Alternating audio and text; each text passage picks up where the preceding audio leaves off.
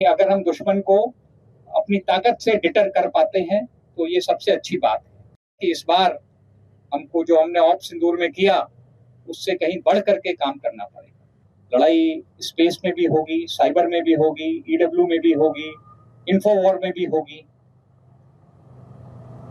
पर जीत जो है वो जमीन पर ही हासिल होगी। तो जब तक हम जमीन पर कब्जा नहीं करेंगे वो पाकिस्तान मानेगा नहीं कि हम जीत गए हैं। तो अभी हम क्या कर रहे हैं यहाँ पर, ये बहुत छोटे से कम लफ्जों में आप लोगों को बतलाऊंगा। हमारा जो फॉर्मेशन है रैम डिवीजन, उसका यहाँ पर पिछले 1 महीने से ट्रेनिंग चल रहा है और ये डिवीजन जो हमारी वेस्टर्न कमांड की ऑफेंसिव फॉर्मेशन है खड़गा कोर, उसका एक हिस्सा है।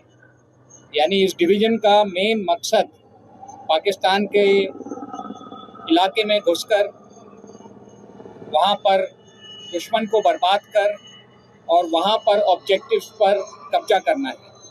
तो ये पूरी ट्रेनिंग और ये पूरी एक्सरसाइज उस ऑब्जेक्टिव को हासिल करने के लिए है। और जैसा कि आपने देखा कि आज की लड़ाई काफ़ी कॉम्प्लिकेटेड है। टेक्नोलॉजी बहुत बड़े रूप में लड़ाई में शामिल हो गई है और सभी प्लेटफॉर्म्स, टैंक्स, बीएमपीज, अटैक हेप्टर्स, एयरक्राफ्ट, सभी लड़ाई का एक हिस्सा हैं।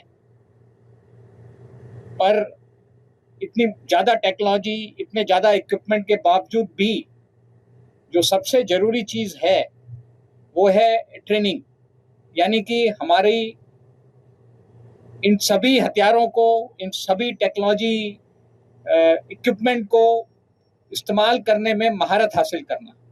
और यहाँ पर जो एक्सरसाइज हो रही है, जो आपने देखा, वो उसी का एक हिस्सा है कि किस तरीके से हम जो हमारी कैपेबिलिटी है उसको अपनी ट्रेनिंग के जरिए और बढ़ा सकें। और जो टास्क हमें मिला है, और ये टास्क बहुत महत्वपूर्ण है, आप सब लोग जानते हैं कि ऑप सिंदूर में हमने दुश्मन को बहुत क्षति पहुंचाई थी, बहुत नुकसान पहुंचाया था, पर हम ये भी जानते हैं कि दुश्मन शायद अपनी हरकतों से बाज ना आए और दोबारा कोई ऐसा काम करे कि हमें फिर ऑपरेशन करने की जरूरत पड़े। और जैसा हमारी लीडरशिप ने भी कहा है और मैं उसको दोहराना चाहता हूं कि इस बार अगर दुश्मन कोई गलत काम करता है, कोई दुस्साहस करता है, तो उसका जवाब पहले से बहुत ज़्यादा होगा। और ये तैयारी उसी के लिए है, उसी जवाब के लिए है। तो एक बार फिर आप सभी लोगों का शुक्रिया यहाँ आने के लिए। और मेरे लिए बहुत खुशी की बात है कि हम गंगा के तट पे खड़े हैं और कहते हैं कि कोई भी काम शुरू करने के पहले सबसे ज़रूरी होता है माँ का आशीर्वाद लेना। तो हम मानते हैं कि गंगा माँ का आशीर्वाद हमारे साथ है, जिस काम के लिए हम तैयारी कर रहे हैं। Thank you very much.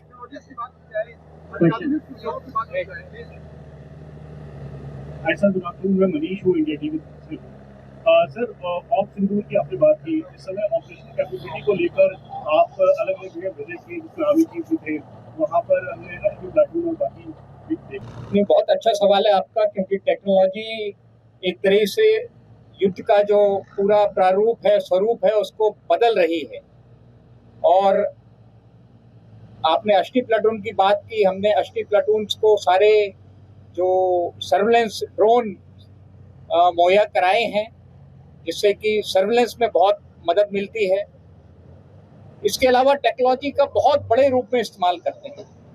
यानी कि कुछ तो आप ग्राउंड पर देख रहे हैं जो इक्विपमेंट इस्तेमाल हो रहा है, पर इसके अलावा सिस्टम्स में भी टेक्नोलॉजी बहुत ज़्यादा है।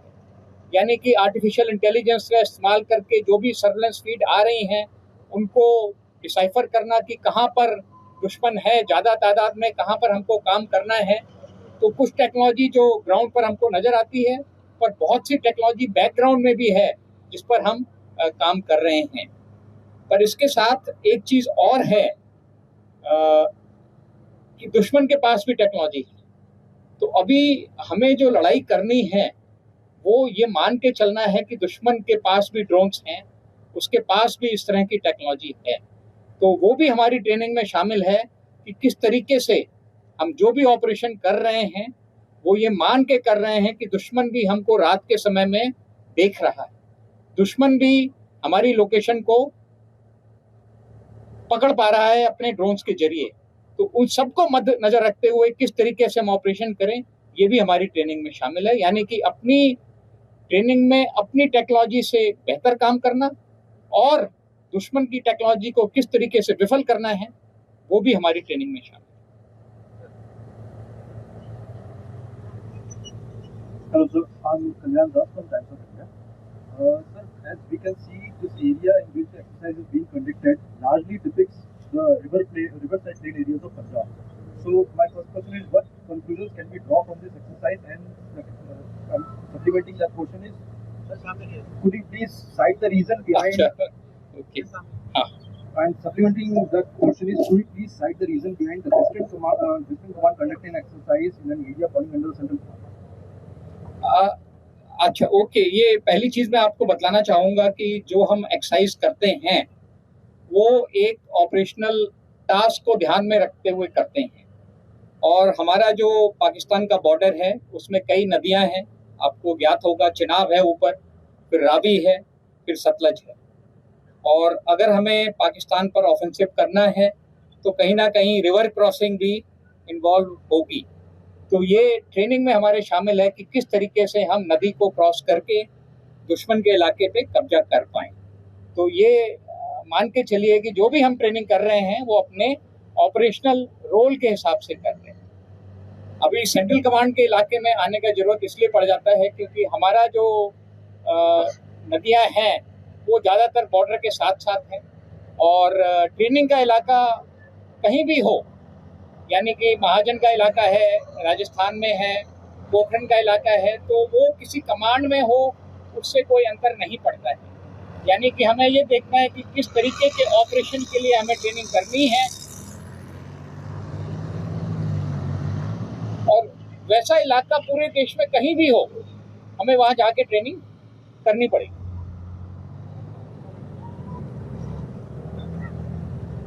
Sir, I'm Umesh Srivastava from News 18। Sir, भारतीय सेना समूचे विश्व में अपनी ताकत का लोहा बनवा रही है, अत्याधुनिक सुविधाओं से लैस है। ऑपरेशन सिंदूर में हमने पाकिस्तान को खुशबू पकड़ा दिया, और अब जबकि मैं देख पा रहा हूँ कि यहाँ पर इतनी अत्याधुनिक सुविधाओं से लैस भारतीय सेना युद्धाभ्यास कर रही है। ये युद्धाभ्यास यकीनन दुश्मनों के दांत खट्टे करने के लिए काफी है, विजुअल भी काफी है। और आर्टिफिशियल इंटेलिजेंस का इस्तेमाल कैसे सेना कर रही है? नहीं, आपके दोनों सवाल बहुत अच्छे हैं, और मेरा ये मानना है कि अगर दुश्मन हमारे इस अभ्यास को देख करके, हमारी तैयारी को देख करके, हमारी क्षमता को देख करके अगर कोई सबक लेता है और दोबारा कोई दुस्साहस नहीं करता है तो ये हमारे लिए बहुत अच्छा है।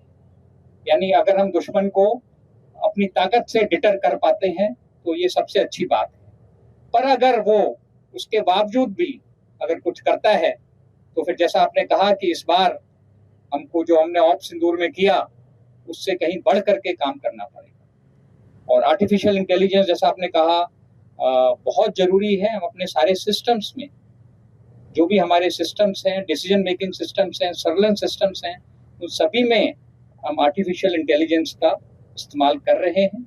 और क्योंकि इसमें काफ़ी अभी भी स्कोप है, तो एक तरीके से ये हमारी जो कोशिश है और ज़्यादा से ज़्यादा आर्टिफिशियल इंटेलिजेंस सिस्टम्स को अपनी इक्विपमेंट में, अपने सिस्टम्स में शामिल करने की, वो एक लगातार जारी कोशिश है जो चलती रहेगी आगे भी। Last question sir, good afternoon, करम खुराना, जी न्यूज से। सर, ये जानना चाह रहा था कि हम ग्राउंड लेवल पे तो मॉकड्रिल कर ही रहे हैं, लेकिन सर जो साइबर वॉर भी है, केमिकल वॉर भी है, और एआई तो अभी आप कह रहे हैं, सर इनके लिए किस तरह की तैयारी है?